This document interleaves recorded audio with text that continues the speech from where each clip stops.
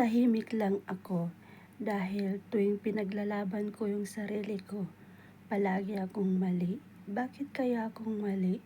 Kailan kaya ako maging tama para sa paningin niyo? Pero para sa akin, tama ako. Huwag kayong mag-alala. Kung ganyan yung pananaw niyo sa buhay, hindi ko yung mapipigilan. Pero para sa akin, tama ako. Walang problema.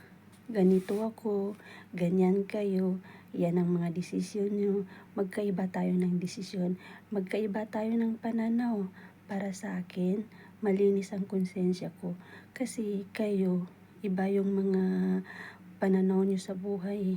Yung parang, yung tipong taong konting kibot, mali.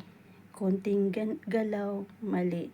Pero okay lang kung hindi nyo ma-appreciate yung ginagawa ko.